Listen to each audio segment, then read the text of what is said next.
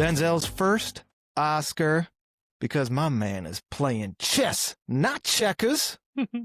CB, welcome, bro. Thank you. What's your relationship to this movie? I know you're fresh on it. This movie is an all-time classic for me. I would put it in my top 25. For sure. It's something I rewatch once every 5-6 years. It's my favorite. That's so hard to say. Very close favorite, if not top 5, which is saying a lot for Denzel. Definitely for me, it's my closest relationship to Ethan Hawke. Oh, yeah. I recognize it right away. I think it's some of the best acting out of those two that anyone can aspire to. I think it's a great plot. It's a quick hitter. It's not dragged out. I think it's a perfect length of a movie. And it kind of hits home because it gives you that detective feel everyone wants, but it also gives you the corruption feel that everyone thinks is happening but doesn't know for sure, and it puts it in a cinematic perspective where you can actually kind of dive into it, what it might feel like to be corrupt. There's a couple other documentaries that are similar to this, like the Brooklyn 7-5, where you see the corruption, but this one is the only real movie aside from maybe American Gangster where you see that corruption, but it's not as noir as American Gangster. It's more fun. There's more cameos in it. This is a movie that I think can be watched by anyone. It's not super gory. It's not super, there's a little bit of cussing, but it's not anything crazy. It's something that, to me, stands the test of time. Well said, my friend. So, you mentioned plot, so I'll give the audience a storyline for those that haven't seen it in a while or those that need a refresher. So it's set in Los Angeles. It comes out in 2001. So this is probably the first time that we've seen Ethan Hawke on a big screen in a few years since Dead Poet Society, which was his big breakout thing with Robin Williams. This is the first time that we've seen Denzel in a role where he's not the hero, or he's not the person that you're supposed to be rooting for, but in fact he is. In Los Angeles, it's a city where streets are overrun by drug dealers. Those who have sworn to uphold the law are breaking them to clean up the streets. Denzel plays LAPD Detective Alonzo Harris. He's a veteran narcotics officer whose methods of enforcing the law are questionable, if not corrupt. Training day follows Harris as he trains rookie Jake Hoyt, who is played by Ethan Hawke. Now, just like the title suggests, this is a one-day movie. It's a 24-hour period. Ethical dilemmas arise for Hoyt as well as the audience, as questions present themselves as to whether or not Harris's methodology for ridding the streets of South Central Los Angeles drugs is right or wrong. But you also get to find out that maybe Alonzo is not who we think he is on the outset. So this is a movie that falls under crime, drama, thriller. It takes place in a day. It moves very quickly. And there is a good balance of action, drama, suspense, and mystery along with it, where you're trying to figure out what exactly is happening today. So, is there a performance in this that sticks out to you besides our two leads, or those two just commanding the screen so much that it's hard to think of anybody else? There's a few of my favorite cameos in this. Before I get to that, actually, I just want to touch on something you said earlier. 2001, how important this is. 1992 is the Rodney King riots. Yes. This kind of hits home because the 90s, early 2000s, this is kind of, and even before that, the crack epidemic and everything. LA, the jungle, it's all a real thing. Yeah. Bloods and Crips, you can't go down there. They won't send cop cars. I've seen plenty of documentaries on this. I'm a huge crime buff. It is such a good movie because it's not long after or even during the height of Los Angeles and a corrupt police force and gang violence. This hits home, especially if you're from LA, which I'm not, but I can imagine it hits home. It's like a New York movie where they're talking about corruption in the 70s or 80s. So, back to my favorite cameos, it would have to be, there's a couple. I already And know this is one a that you're going to toss-up. say. This is a toss-up. I'll go with my first one that makes this movie. There's some cameos that you need to have them. If you don't have them, the movie's not as good. It's like icing on the cake. You go to a party and it's that one friend you're not really cool with, but you're so glad he's there. And this one for me was Snoop Dogg. Oh, yes. I was so glad he was in there, and he is weirdly a phenomenal actor. He was also in Boys in the Hood, I believe. He portrays the bad guys so well, probably because they're just like act like you would 10 years ago. Right. He was my favorite. Eva Mendes, number 2. Just a plain old simple wife. Other guys reference, but she is absolutely gorgeous.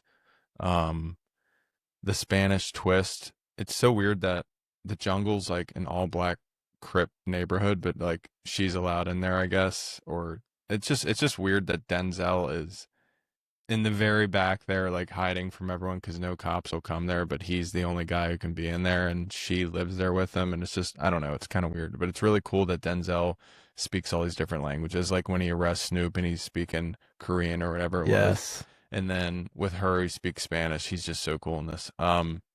Aside from those two, I don't like it because I don't think he's a great actor. So this is a cameo I didn't like seeing, and this was Dr. Dre.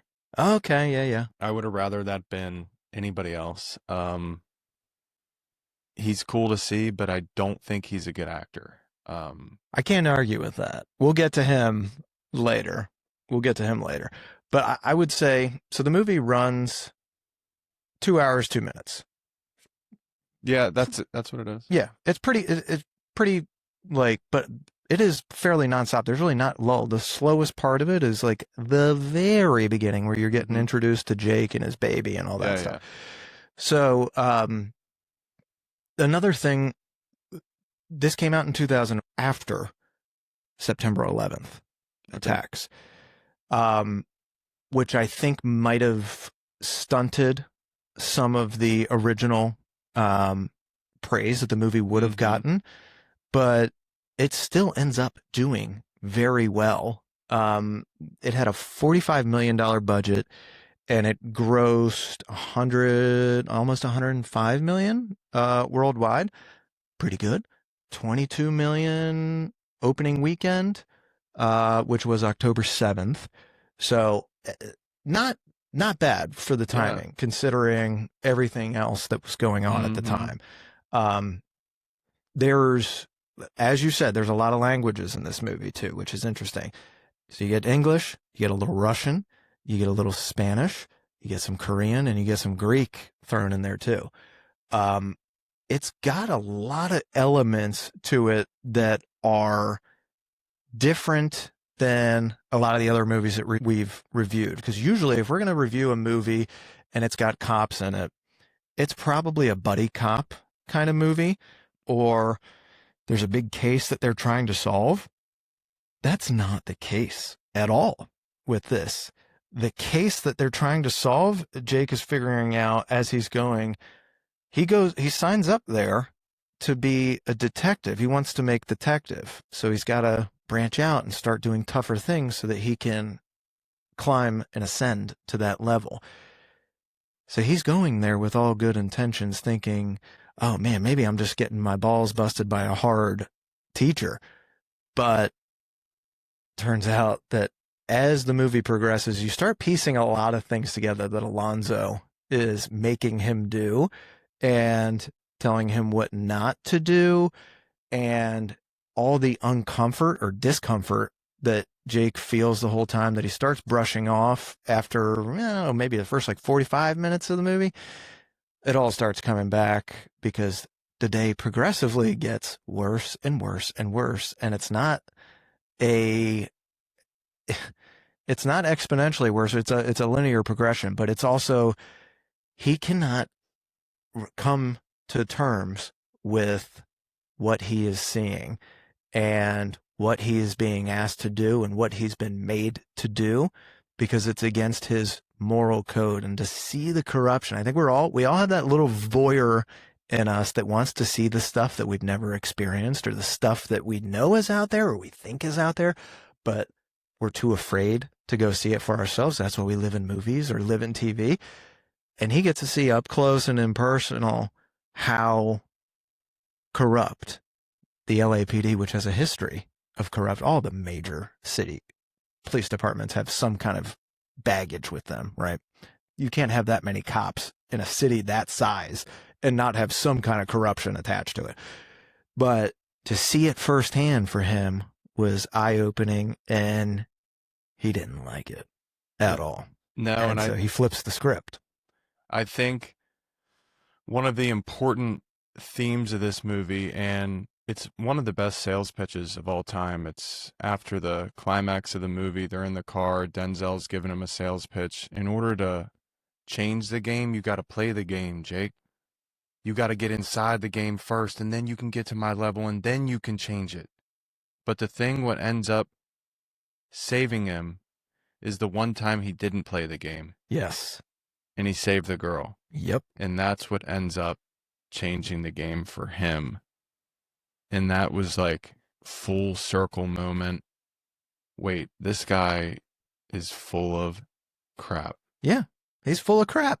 I don't believe a word this guy says anymore. So seeing that, I think what commands this movie and what makes it resonate is, with any Denzel movie, he is the most charming MF you've ever seen in your life. He is so charismatic. And this is the first role that he's done where he's the bad guy, but he is a wolf with a great smile. Dude. He can command a room, and he is the alpha of alphas. If I could be anyone aesthetically, it's him in this movie. Like, if I came back to life, they're like, you're sure this is what you want to look like? Yes. This is what I want to look like. Give me the leather jacket. Give me the chains. Give me that beautiful freaking smile. Yep. It was unbelievable. I think it's the best villain arc ever that we've seen in a cop thriller.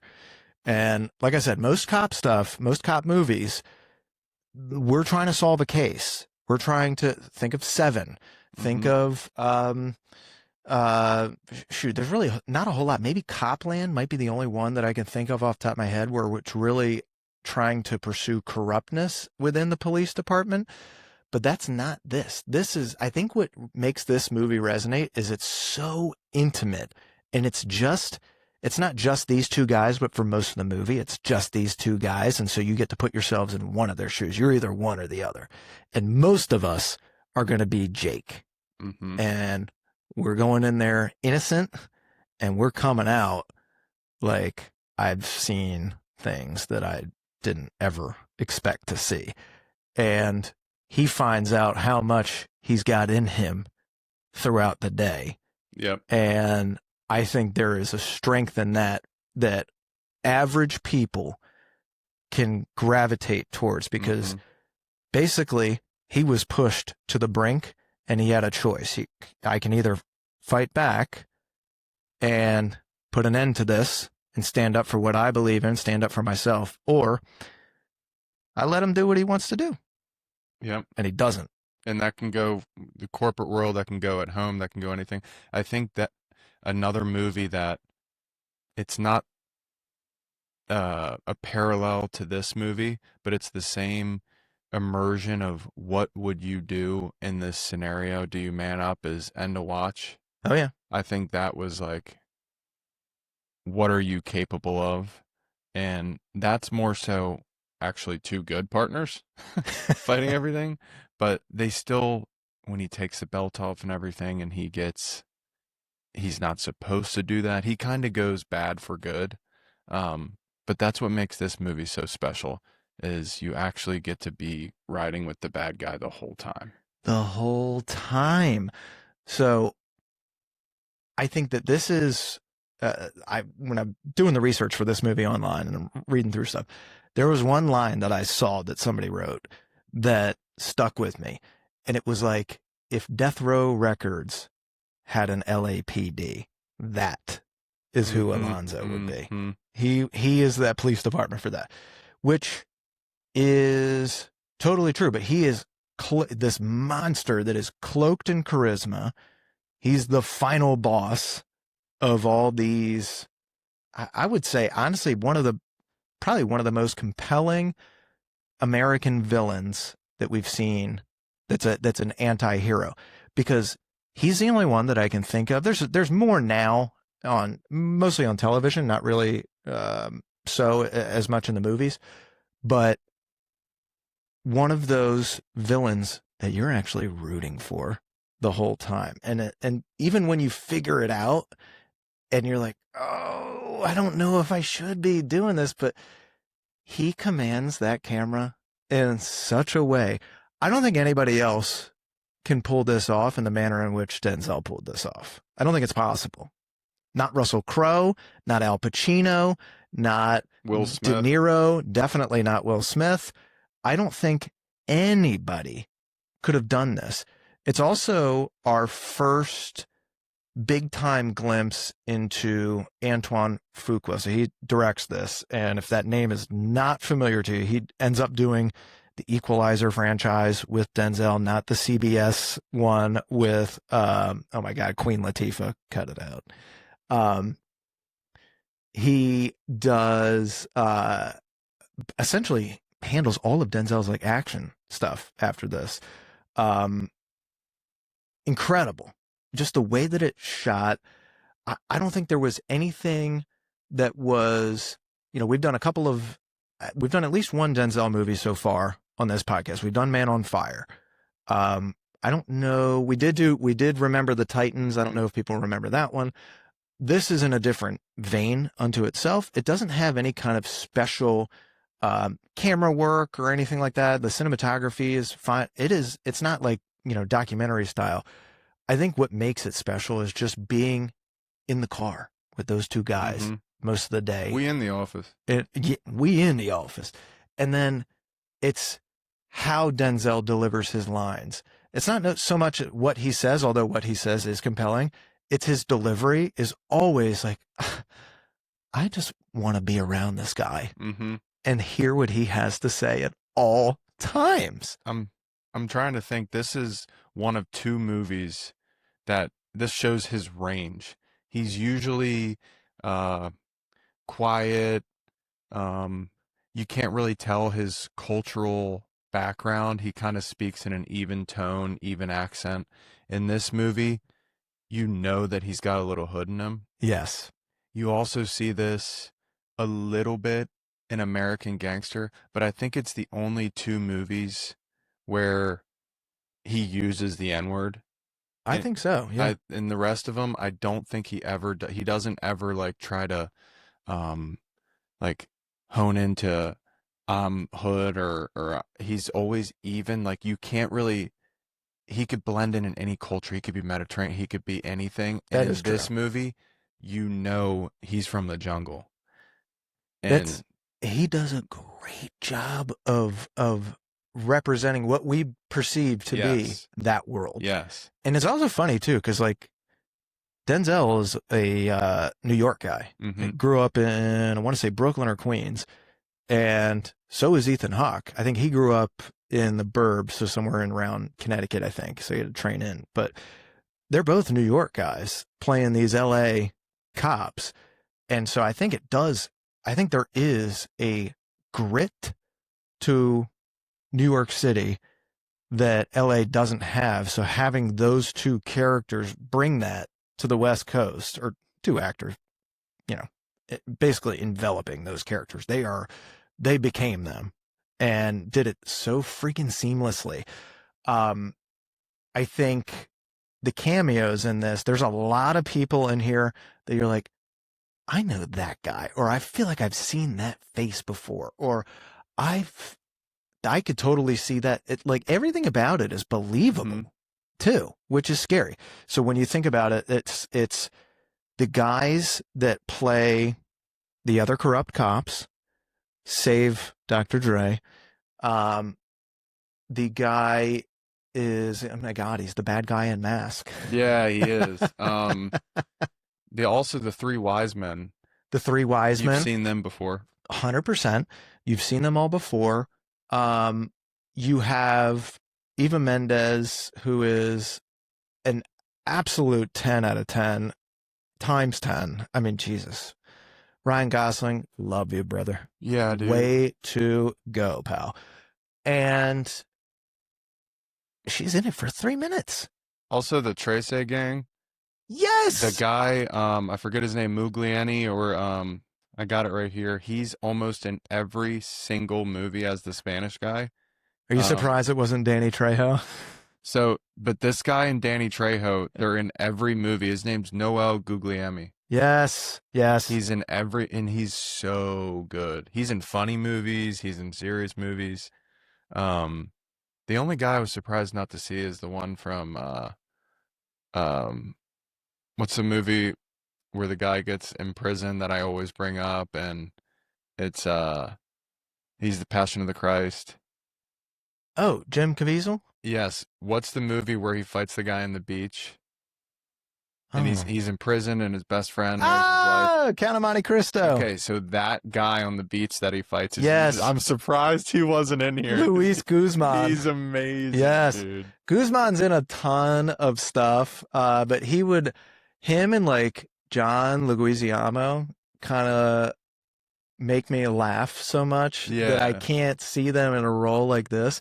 Although I would have loved to have seen them in the house with them, rather than the guy who dude, that guy ruined it. He gets the overacting award for this pod. I'm just gonna say that right now. Spoil that. But even like the small roles, like, did you know Macy Gray was in this? Who's Macy Gray? Oh my. So Macy Gray is a singer. She's the one when Denzel goes into the stash house pretending like he has a warrant and it's a takeout menu. Yeah. The one who is, they tell her to sit down on the couch. She got the long ass Macy Gray. Boys. Your boys. Yeah, that one. She's famous? Yes. Oh, famous singer. And she's an amazing actress in that. Damn good.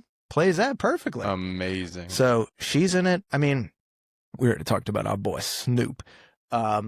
He is fantastic in it. And Snoop in a wheelchair is something that I never had on my bucket list, but now I've got it. And, God forbid he ever can't walk.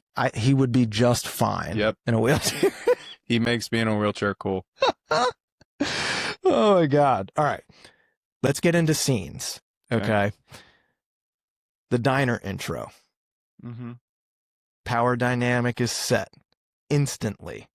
The Jake test begins. So from that point, he thinks everything's a test. Thoughts on that scene? Does that rope you in the right diner away? with the three wise men? Yeah. No. The first scene. The very first scene. Diner intro. Him meeting Denzel. Honestly, I'm going through that right now. I'm Jake at work, and like, it's funny. They're like, "Why are you being so quiet?" Anytime I speak, it's like, "Oh my, did you open your mouth? Poor guy, you're so stupid. It was a test. You're not supposed to talk. You're supposed to do as we say. And then if you do what we say, you're an idiot." So it's like you can't win. So I felt for Jake because everybody's been there starting their career and you got to go through it. I don't care if you're in the NFL or you work at a landscaping company. You're never going to be the guy right away. You're going to have to go through the levels of management, and that means a little bit of hazing, a little bit of this is how it goes. This is our top dog. You got to ride with him. And he's usually, is this guy here to take my job or is this guy going to make my life harder until they figure you out? And sometimes it's even when you're the manager and you get hired somewhere and the guys who have been working there have been there forever. And this is even a weirder situation, but you come in as the manager later and they've all been working there. You still have to go through that. And it's just a part of, I guess, the vetting process for anybody to trust you. But I think every single person can commiserate with that unless you were literally, even if you were born into it, you can commiserate it like from the other perspective I said, where you got to get the respect from the guys below you now. So that was a scene that I think was the best kickstart to the movie because it shows you, and great acting on Jake's part, what it's like when you really want something, what you're willing to put up with, and also when you're ignorant of what you want, as in this case it was, I want to be a detective but I know nothing about it. You're going to let things slide because you think, well, I guess this is how it is. It just sets the believability of the movie right off the jump for Jake, and it sets the tone for Denzel as the superior dog in this situation. It was, I think, a crucial scene, and you also get the best banter of him saying, well, if I can't read my paper, then you entertain me. And it's like, You entertain me. that's your first glimpse at this is Denzel. Actually, the first one was when he calls the house and he hangs up. Yes. Like, that was such another power move. Anybody who doesn't say bye, it's a power move. So I love that scene because it sets the tone for the movie. Now we can start. And we're off. Now when you get in the car, you're going to do exactly what I say. Yes. So I love that scene. Well said, man. He sets the bar right from Jump Street. Yep. And it is, I think you buckle up as an audience ready for, this can be a long fucking day for Jake. Mm-hmm. It's just going to be. So we go from that. We get the PCP test. Yeah. So if you're going to be in narcotics, you got to have narcotics in your blood. He says, come on, man. I'm not doing that. No, we get tested.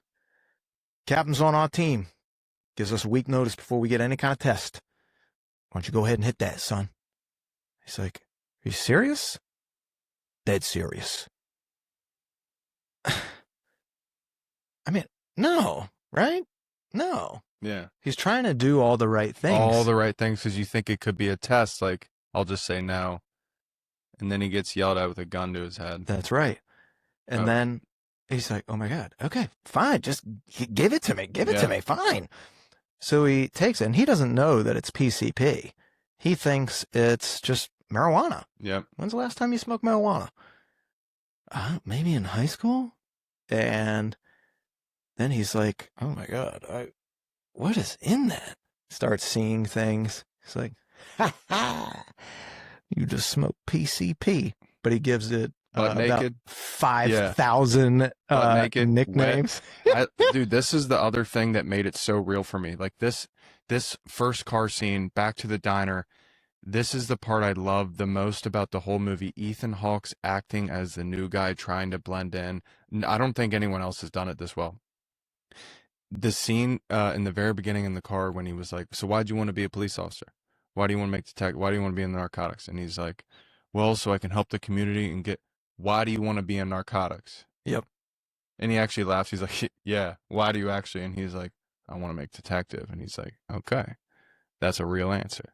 But I love that because everybody's done that where you go to the interview where you fluff your resume and no, I want this job so I can really help. What's the first thing you do when you get in the car? Dang, 75 grand or whatever it is that you're looking for. Like, that's what you want. You want to make the money. You want to get the title. It's like that for me was, he is actually relatable in this Yes. role. He's not just like, oh, like saying dumb stuff. Whoever wrote this wrote it perfect. Like that's exactly what someone would do. Yeah. And I think that first scene is also the first scene where you see him in the car with Denzel. And so you're in Denzel's world.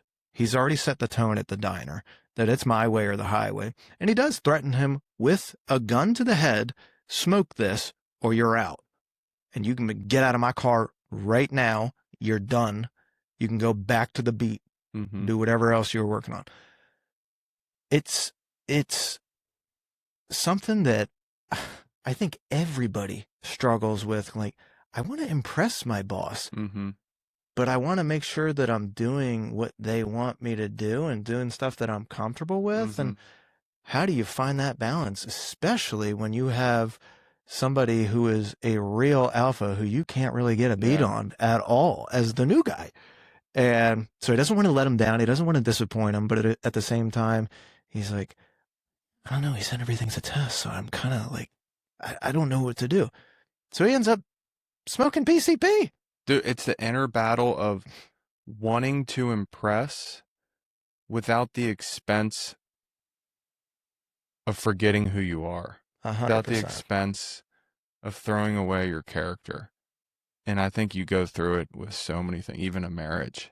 Oh, yeah. It's like, what am I willing to do without throwing away who I am? And it's like this inner battle. And especially at work, it's like, I don't know how many opportunities I'm going to get. So, Yeah. and I have a kid at home. So you can see the struggle in this guy. Like, oh my gosh, I don't want to say yes. And then he goes, Trick, you're out. And I don't want to say no. And then so he plays it so perfect, how anyone would with that dilemma in your head. Well said. All right. So next key scene, we're going to call these key scenes. We got Jake in the jungle. So they're driving and Lonzo's got them. I don't even know where the heck they're off to. It might have been on the way to Rogers or maybe on the way back. I'm not really sure. No, you know what? Probably on the way to Rogers because he is high at Rogers. Yeah. So on the way, Jake sees something while he's looking out the door, trying to figure out what kind of trip he's on. And what he sees is two guys trying to get real physical with a girl. Screams at Denzel, stop the car, stop the car, stop, stop, stop. Gets out, books it after these dudes and finds them in the alley. Hands up, and does all the cop stuff. Except he starts getting his ass kicked a little bit because it's two crackheads who don't really care and are like, oh, no, we're fine. And they start, so he gets into this big tussle and he ends up the victor. We get to this might be probably the most unexpected payoff that we've seen yet on the night shift. This move of jumping out of the car, following his instinct, following his gut, and saving that girl. And we'll get to that later. But I put myself in his shoes because in this movie, I also feel like I'm Jake. I'm not Alonzo as much as we'd all like to think that we're like, ooh, that tough guy and that sure of ourselves. Let's be honest. 99% of us are going to be Jakes in this. But seeing him do that and then seeing Alonzo turn the corner, just basically watch what's happening and just kind of smirking. He lights a smiling. cigarette. Lights a cigarette, lets him get his ass kicked, doesn't come in and help at all, just wants to see what he's made of. So you're thinking like, maybe it's part of the test. I don't know. Because at this point, you're still not totally convinced that Lonzo's evil. You're thinking like, I don't know, maybe he's just like, it's like a sick bastard who's kind of, got a weird mentorship about him. I don't know. Who knows? I think what you're thinking at this time about Alonzo, you're still giving him grace and you're thinking, maybe he's right. Like, you focus on the narcotics and you let the beat cops deal with this stuff. Like, it kind of makes sense. Like, you're not here to clean up trash, like you said. You're here to focus on getting big felon takedowns. Yeah. Exactly. So you're kind of still like, he might be onto something here. But then you see uh, it does evolve into something a little more sinister, which is hard to believe given the given the circumstance of two crackheads trying to rape a 14-year-old girl. But you have the talking to afterwards that Lonzo gives the crackheads. He beats their ass. He just goes right after them and pulls out his guns, which I am just going to go out on a limb and say those are not department issued, those weapons. So this is actually my favorite visual in the movie. There's a bunch, but this is number one. And he's got those, I don't know what they are, dude. Desert Eagles. They're silver. They are. And he rubs them together like this. No. What you said was as my D. That's right. So say it again. Am I a liar?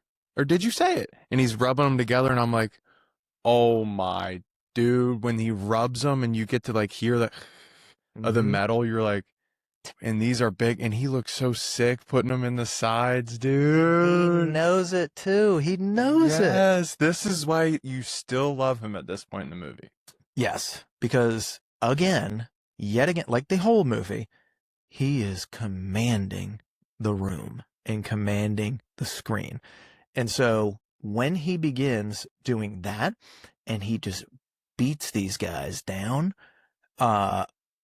it is like, you see how he treats the one guy, says, which one you want to keep? You want to keep the right or the left? I'm going to take one of them with me.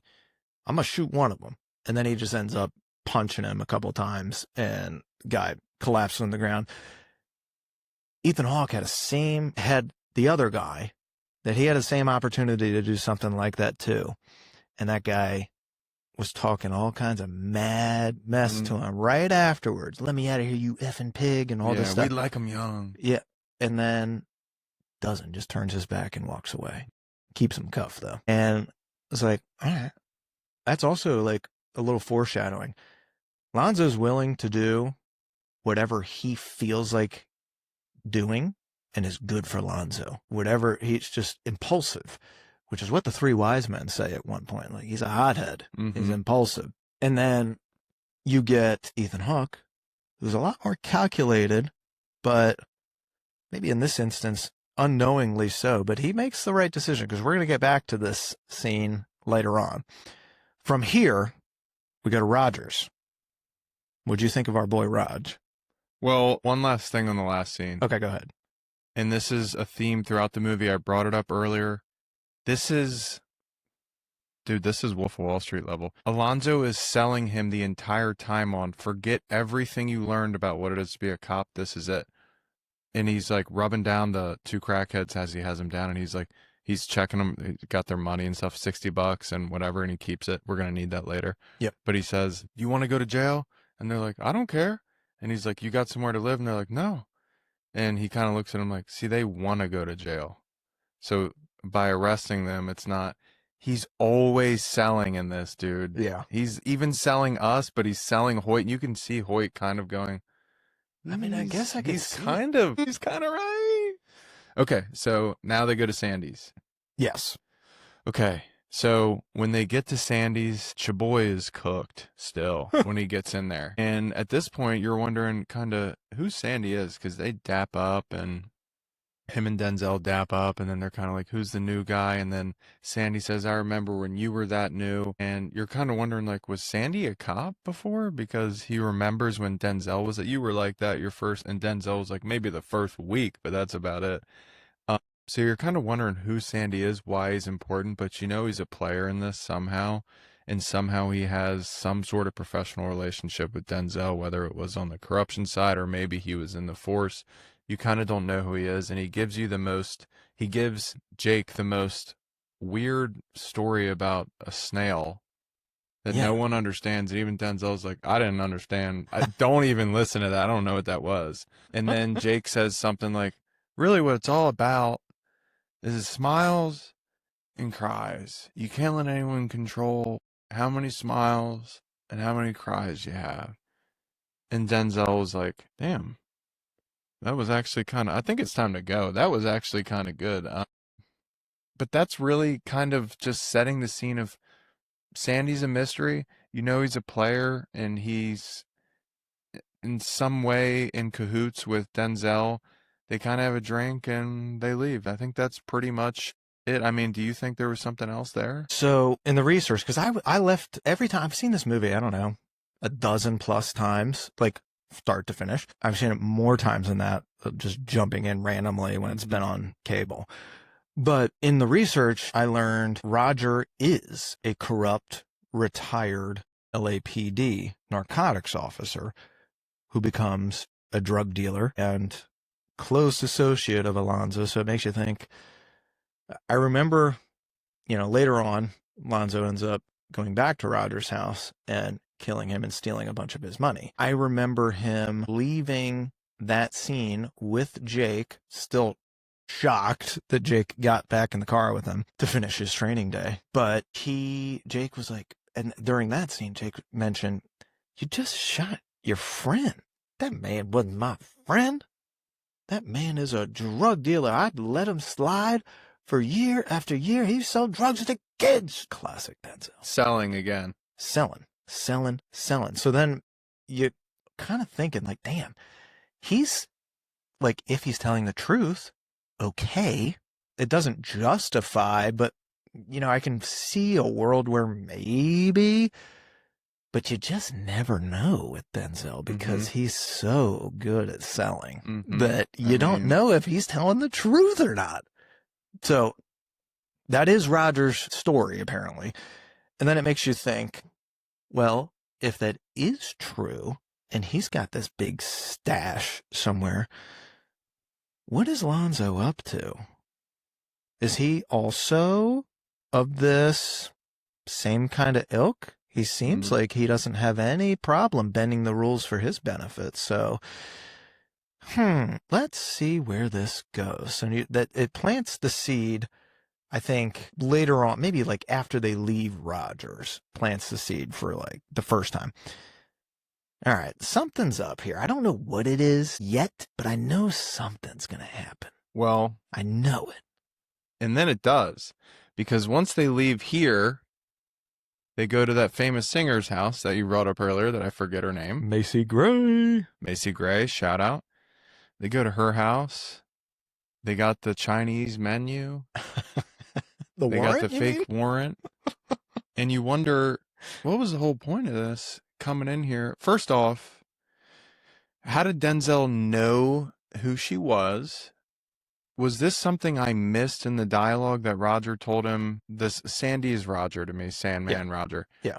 Is this something he told him, hey, there could be a couple bucks here? Or is this just one of the things he knows this is a trap house? I know there's a guy here and he's usually in trouble. And so whatever, they go into this house and they have the fake warrant, and it's the best acting I think I've seen from a cameo perspective aside from Snoop Dogg. It's pretty dang close, where she's basically grilling him for being new. I want to see that warrant. I want to see that warrant. Like, it's not her first time dealing with the police ever.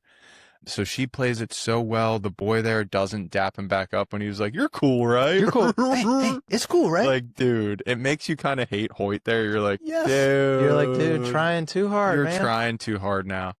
And Hoyt at this point in the movie is just recovering from, being PCP. That's right. So he's still kind of like, whoa, like, what's going on? I'm just going to keep doing whatever I have to do to impress my boss. Then he sees him take the money. So he might have had an inkling. The whole meeting with Sandman was crazy. The making me smoke was crazy. Starting at the diner, him being kind of rude to me. But the first time that he really starts to, oh, this guy might not be good, is when he stuffs the money. Yeah. But the whole point of him stuffing the money makes sense in the next scene. But I'll let you speak on your thoughts on this scene before we get there. Well, couple of things. So that scene is a reminder of a couple things. One, you made a great point on him taking the money. So, at that point, this MF is He's shady. not just talk. It's now we actually saw it. Now we've seen it. And now it's no longer conjecture or thoughts that like, maybe he's up to something. Now he's up to something. And it ain't anything good. So he gives her the warrant. It's a takeout menu. She starts screaming. he's like, all right, we gotta go. We gotta get out of here. And Jake's like, what did you just do? And as they go in, she starts try to get into the car and get out of there. She starts screaming for the whole neighborhood to come and get these guys. Them. And so they start like, hey, what are you doing? All of a sudden, guns are out. And Zoe's like, all right, hold up one sec. Pulls out his Dude. And goes, and starts lighting it up. Oh my gosh. It was so sick. It was You're sick. still, at this point in the movie, this is a big moment because you're going, all right, now I know he's corrupt, but now I know he's for real. That's right. Dog. He is like, bop, bop, come get some, bop, bop. And you're just like, okay. My God, I feel safe and secure. I feel safe, but also he's frightening. But you know what? We've said this before on the pod. If you're going to be about that life, you better be about that. And at that scene, you realize he is about that He life. put that thing in park, and I'm about it, boy. So he does that.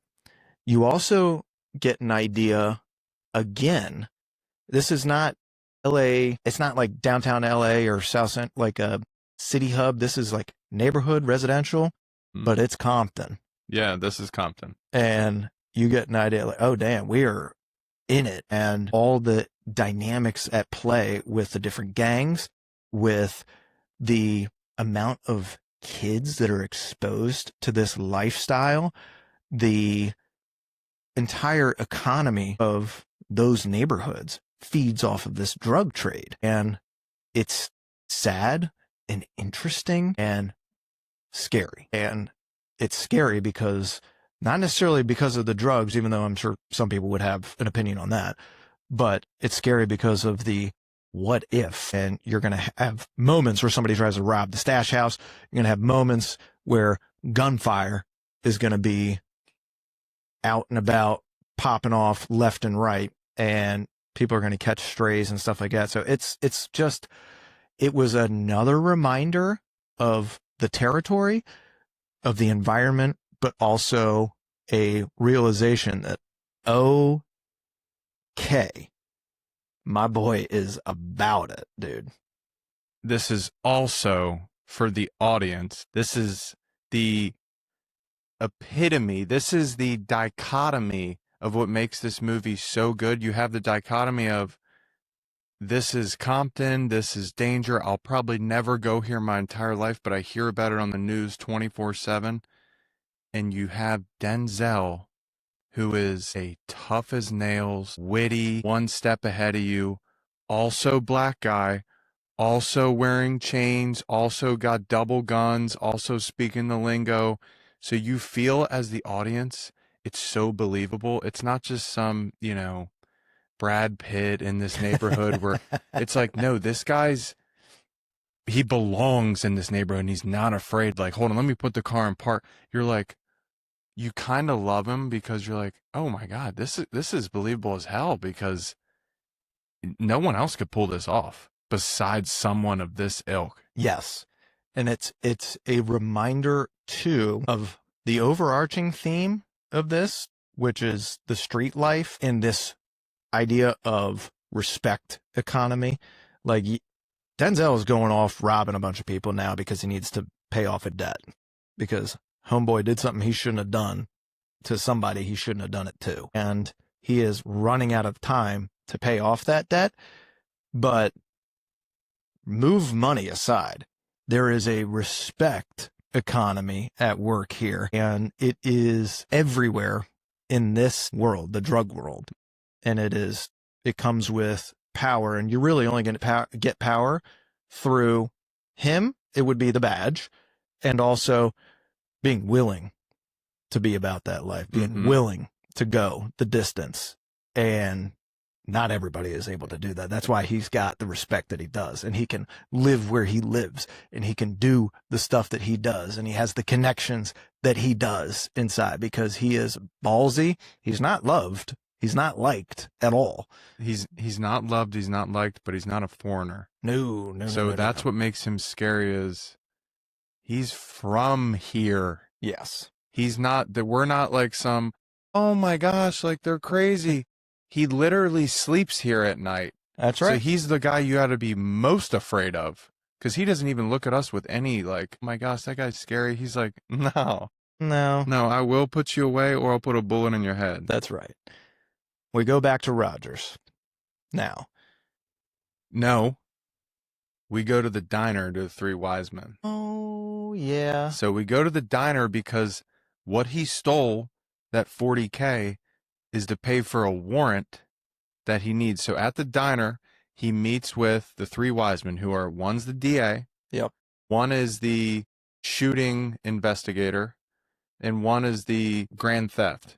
Shooting investigator, funny sidebar.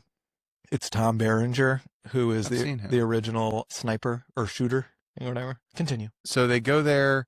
He basically, I didn't like this part because it makes you kind of hate Denzel. For me, this was a turning point.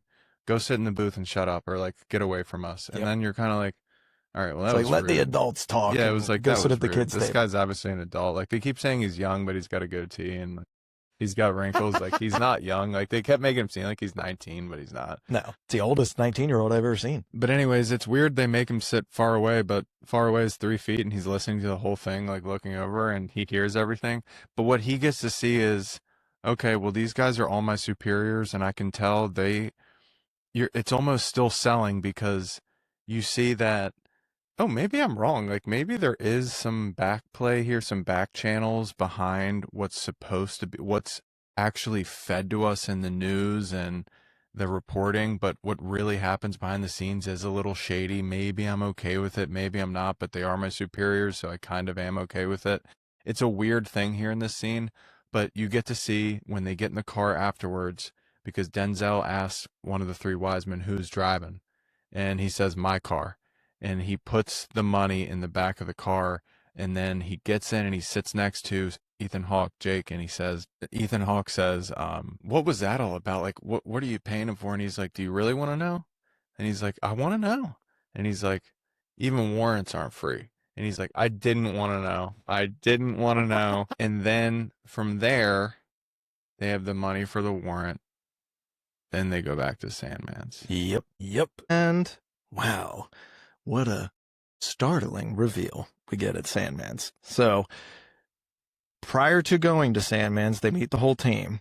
At the helipad. At a helipad for some reason. Why are we there? Who knows? This is LA, baby. I think it's just an excuse for them to show off the cityscape. Yeah. So we have that, and you get to see firsthand, these guys all look like slime balls.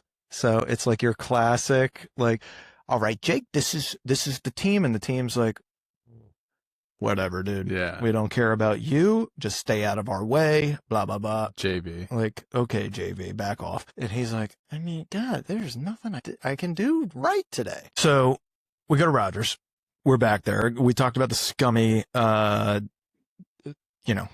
in there. So anyways, you see the depths that Denzel is willing to go to get what he needs, and how loyalty is not something that he actually values. He just values whatever is good for Alonzo. So he takes the shotgun, tosses it to Hoyt, says, all right, go ahead, pop your cherry, kid. Come on, put one in him. He's like, okay, boom. Joking. He's like, yeah, we're not kidding. Yeah. You need to shoot him right now. And he's like, yeah, I'm not going to do that. So that's crazy. What are you doing? This guy. What? He's like looking around the room for like. And the guys are like, could not be more serious. Yeah. Please kill this guy. And they're like, and even Roger's playing along. He's like, oh, come on, here you go, right here. Yeah. And so then Denzel takes it and is like, all right, well, basically, sometimes you got to do things yourself. That's it. Boom. Shoots him right in the chest. And he's like, all right, breathe, Roger. Breathe. That's it. And all right, he's toast. You guys get to work back there. Let's take the money. Or no, maybe right before they shot him, they busted through his kitchen floor and took out $250,000. No, they took out $4 million, $1 million tax. Yeah. $3 million they split. So $1 million goes to the Three Wise Men, $1 million goes to Denzel. Then the $2 million between the 5 or 6 of them is $250 each or something. Yeah. So whatever it is. Whatever it ends up being. They But each get $250,000. that's right. And Ethan's like, we're not going to take this, right? I mean, he's like, don't you want it? Tax free? He's like, no, right? Are you comfortable? Oh, I'm very comfortable. Oh, I'm very comfortable. I mean, the whole time it's like that. And so I think he sees him shoot the dude. He's right before that. He's got the whole money discussion. He's like, all right, now I'm just convinced this guy is not at all who he says he should be. And I think when they're leaving Roger's house after that experience, Denzel sets him up because he knows Jake ain't with it. He might be assigned to me. He might be on my team, but he's not about this. And I got ish that I got to get done today if I want to keep breathing. So what we're going to do, and I think he's on the phone with Smiley or someone else at the gang, and he hangs up as he's telling Jake to get in the car, and then they head there. And then we get that scene, which I remember watching this for the very first time being absolutely terrified for Jake. Absolutely terrified. Yep. Now, each time I watch it, I get less and less terrified just because I know he makes it out alive. But still, putting myself in his shoes, being a random white guy surrounded by an entire like Hispanic gang and whatever party they have going on, you're inside their house and then your ride leaves, doesn't tell you, and you know you've been set up. And then I don't know that he does the right thing in freaking out and starting to throw punches and stuff. I don't know that I would do that, but he does. And so they retaliate and start kicking his ass and bring him over to the bathtub. And then you find out, like, oh, they've been told, ice him, please. And that is when the callback comes in. And they're like, yo, get his wallet, man. Get a couple of bucks. And then they see, wait a minute. Hey, Smiley, isn't this your cousin, your little cousin, Holmes? And he says, oh, where'd you get this? And then they have that whole discussion, saves his life. Yep. And you said it earlier, it's the one thing that he does all day leading up to that was his idea. Yep. That was him. He said, no, I'm going to trust myself. I'm going to trust my instinct. I'm going to trust my gut, and I'm going to do the right thing. Him doing the right thing saved his life ultimately. And Denzel doing the wrong thing ends up ending his. It's perfect full circle. Yes. It's karma coming back. But any thoughts on the bathtub scene? Not so much the bathtub scene. We already talked about it. Worst cameo of the whole movie. Like that guy overacting. I hate you. Yes. You shouldn't be in the movie. You and Dr. Dre should just be eliminated. You talking about Tuco or Hector? Tuco. Hector. Hector I love. There's one thing I got to say about Hector. If you look up his IMDb. Oh, he's in everything. Yeah, but he's in everything, but he's literally Hector. Yeah, Hector. I'm not joking. It's like 20 movies. It's amazing. My God. So for that scene, I don't like when he gives him his gun and they ask for it. You can just tell he's scared. This scene, I felt more scared for him only because he walked by 50 people getting into the party. So that's another thing, which was very smart filming, is you have to build what it feels like to be there, and it's the walk up. Because even just being at a high school party where I wasn't welcome, you feel like if something goes down here, I'm not safe. No, I'm done because there's 12, 14, 16 dudes here that are together. So you feel for Jake. Maybe the last fight he had was, look, I'm just going to go down swinging. Yeah. That's my personality. I love that he gets saved. But the most important part about this is now, no matter what, he's done with Denzel. Yep. And he's strapped and ready. This was the nail in the coffin. And so after this, he said to himself, basically, I've been pushed to the brink all day. I've done things that I am not comfortable with. And now, because I said no, and I didn't want to do this, this guy tries to kill me or have me killed? No. Yeah. I'm done with this. He wants to play by these rules. We're going to go find out. Mm-hmm. So he gets on the bus and he heads to the jungle for that final showdown.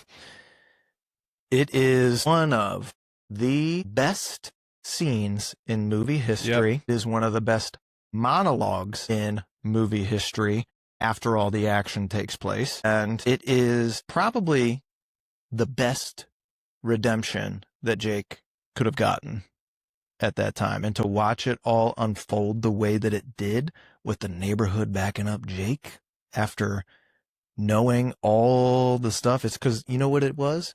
They saw him put in the work. They saw him You got to put in the work. do what was necessary. But I will say, so let me just breeze through this scene. He gets there, he walks down the neighborhood, the whole neighborhood sees him, they're kind of in shock, like, why are you here? You shouldn't be here. Good luck if you're going to fight him, because he says it. Then he gets to the end and he gets to the head dude who is in a bunch of movies. He's a really good actor. I love him. But he gets to the end and he's like, I'm here for Alonzo. And you can see him just doesn't even say anything. He just turns and lets him walk by. Moves aside. And then he gets the kid to open the door, comes in. It's a gunfight. You get to see the sexiest woman of all time, Eva Yes. Mendes, shout out. Then Denzel says, I'm surgical with this shit, and starts firing off in the house, runs away. They're running on the roof. They get down. They're fighting. He jumps on the car, which is the coolest thing ever because you think he's getting away, but the glass breaks, and Denzel ends up crashing, trying to get Jake off the car, and he's in bad shape. Then they're out fighting in the middle of the street. And basically, Denzel, everyone's surrounding the whole neighborhood, and Denzel says to Jake, are you going to shoot me? And the neighborhood puts a gun down on the pavement and says, no, you got to put in your own work. Because he says, Denzel says to everyone, I'll make you a rich man. I put money on his head. Who wants to do it? And none of them do, because they all hate Denzel. And this is the best monologue in the whole movie, because Denzel is basically looking around like, are y'all serious? You disloyal, unappreciative MFers. I cannot believe this. Like, you're going to do this to me? I kept you out of Pelican Bay 23 hours, isolated, 1 hour outside. And he starts screaming. You can see some of them start walking inside. They're scared.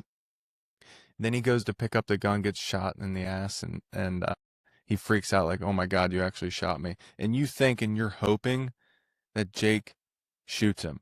Yes. But Jake doesn't. He's still a good old boy, doesn't shoot him. And then you think the gang is going to shoot him because they say, we got it from here, and lets Jake walk off. And he's just like, Jake, Jake. He's yelling for him, which I love when he yells took the for money. him. He took the money. I just want the money. He's like still money hungry. He doesn't even care about his bleeding out right now. But No. The thing that I didn't like, but I think it was a good choice by the writers. You thought the gang in the neighborhood would have shot Denzel. Yeah. They were still scared. They still respected him. Yeah. He's such a good salesman. He's even when he's dying and he has no power, he's looking at him like, you shoot me, that's it. This whole block's on fire. It's the gas chamber I got for you. platoons. I got Pelican Bay on speed dial, boy. So you know he got out of there, and you're thinking, damn it, dude. This guy. He's driving away. Like, what's going to happen? Then the best thing that could happen, the Russians at the stoplight. They are some cold MFs. You know, I will say, there is a comedian out there that made a joke about this, but it's very true. It's like, black people really aren't afraid of white people very often, but you start talking like this with accent, all of a sudden it gets very, they're like, okay, maybe that's not the target we want. Yeah, because that's like a different. It's different, bro. It's foreign, so it's naturally scary. It is naturally scary. I love that scene. And then naturally we, pun intended, we get the Russians lighting him up at a stoplight, doesn't have any money, and no go. That's it for Lonzo. He was late. Movie done. Pretty cool way to go out. Yeah. You know, I thought it was a great ending. Didn't really need to see anything that happened to Jake after that. Nope. You already know what he's going to do. You know what he's going to do. He's going to turn it in or whatever. Mm-hmm. So it's, man, I don't know that it deserved a sequel or a prequel or anything like that. I think it was a perfect encapsulation of the time period of that story and that day. And I am glad that they did it that way. So Fuqua, I think this was Denzel's push for him. He said, I got to have this guy do it. And he's going to do this movie because it was his first like big movie. Studio, once they signed him on, we're like, all right, co-star. And Denzel was like, I want Ethan Hawke. And they're like, no, we don't want him. It's like, fine, then I'm not doing the movie unless he's in it. So that's the guy for this. He will play it perfectly, the exact way that it needs to be played. You don't get him, I'm not doing the movie. Wow. Like, I didn't know that. All right, fine, jeez. Give him to you. Golly. So also Denzel's call. He got the ending changed to have that ending. Wow. He made everything personal between Jake and Alonzo. And I think that was the way to go because like I said, this is such an intimate movie because it's really following just these two guys throughout one single day. I think it needed to end that way. If it starts with, if the whole gang does it or so, I don't know. There's other alternate endings you could have come up with, but I think the way that they did it was chef's kiss. Perfect encapsulation of that day. It was shot in the jungle, which is the Imperial Courts. So there were real gangs on set, real locals. Except for Cheeseburger Eddie. Except for Cheeseburger Eddie, bro. I did not like to see him. He's like clapping for birds. Yes, dude. This is the first movie that was allowed to shoot inside those projects. Wow. There was a silent Bloods versus Crips standoff on set. There was no acting required for that. They actually did that. The improv that was basically the trailer for the movie, King Kong ain't got on me. That was an improv. Wow. I mean, shot once, made the trailer, made history. Because when you think of this movie, you think of that. Yeah. I mean, I can't tell you how many times we've said that at home. Like, it's incredible. And that is just the brilliance of Denzel. This is his range. Yes. I can be just like CIA calculator, or I can go full hood on your ass. Let's get into the awards real quick before we wrap it. One perfect shot in this movie. I got one for you. Okay, you Mine go first. Yeah. Jake walking away at dawn. I think that it just, you think that Denzel is dead at the end of it, but you see that Jake is beaten and battered, literally and figuratively, but he's also walking away. And I think that's symbolism. I think it's Ethan Hawke looked like a freaking badass, and he also finally stood up for himself, but him walking in to the jungle and then walking out on his own is just symbolic in its own right. So that was my favorite shot of this. I guess my favorite shot, I'm sure there's another one, but this one that comes straight to the top of the dome here would be, and it just shows his superiority, his dominance, his abuse of power, is the stopping in the middle of the red light, pulling the gun out for him to smoke it, and the guy beeping, and he's like, say what? And you can see the guy like, you're good. You're good. Just, it just showed like, oh my God, he runs this town. That's right. That's right. Crazy. Do you have a favorite line besides King Kong ain't got ish on me? Just him yelling Jake's name, or Jake! I like when Denzel is he's got the bullets and Snoop Dogg's like spit out the stuff and he goes 10 years, 20 years, 30 years. That I loved. That was just swaggy. It was cool, man. I liked, you want to go to jail or you want to go home? I liked, this shit's chess, not checkers. And so anything where Denzel is talking and he's selling somebody on something. Yes. I'm just mesmerized. Or when Snoop's like, crack? You want crack? Okay, hell no. You guys smell like bacon in here. Smell like bacon up in this. And then Denzel looks at Jake and he's like, go on, get him. Yep, go get him. Seriously? He's on a... Go hunt. You're a wolf. This guy? Come on. I love that. If there was anything that you could take from the set for this movie, have it at home on display, what are you taking? well, I probably can't have the car in my house. It's a BA car, man. Either his jewelry with his jacket, his black jacket, or his guns inside the holster hanging. Yes, I the think Desert that- Eagles. The Desert Eagles in the holster. That's what I was going to go with. The Desert Eagles, man. The best performance here. I mean, anybody but Denzel is probably pushing it. But I don't know. Ethan Hawke was really Close. with. Let's go best role performance then. Best performance in a smaller role. I mean, never mind. I already know what you're going to say. Eva Mendes was tremendous on that at the end. In a smaller role, probably Sandman. I actually do think he was great. He was great. I thought he was awesome. Do you like the name of the movie? Is there an Yeah, no, I alternate think name? it's perfect. I think that's Well said. And all right. I mean, I think that's it. Is there anything else that we haven't covered on this one that you want to dive into real quick before we jump?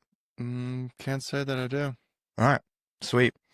Y'all, that's going to be it for this night shift. Quick and dirty.